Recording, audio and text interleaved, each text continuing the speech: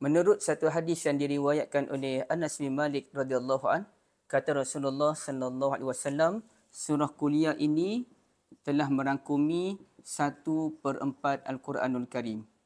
Okey. Ini hadis riwayat Al-Imam Tirmizi.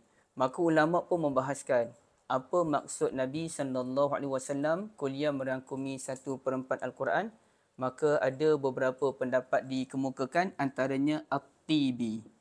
At-Tibi menyatakan bahawasanya dalam Al-Quran ini dia ada 4 perbincangan utama, ataupun dalam agama kita ada 4 perbincangan utama. Perbincangan pertama tentang kehidupan, tentang ketuhanan. Okey. Perkara yang kedua adalah tentang kenabian. Perkara yang ketiga berkenaan dengan kehidupan dunia, kehidupan sekarang.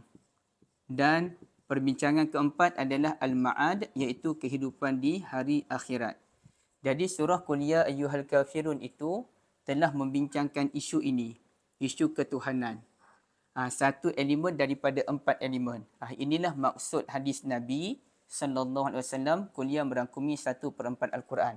Manakala Al-Imam Murrazi melihat daripada sudut yang lain.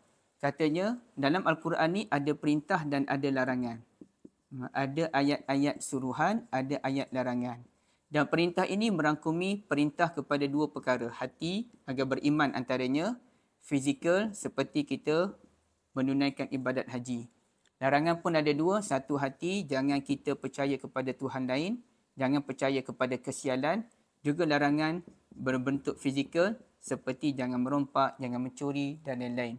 Okey, surah Kuliah ni merangkumi elemen yang ini. Elemen larangan dalam bentuk hati, jangan menyembah Tuhan selain daripada Allah. Jadi sebab itulah dikatakan 1/4 Al-Quranul Karim.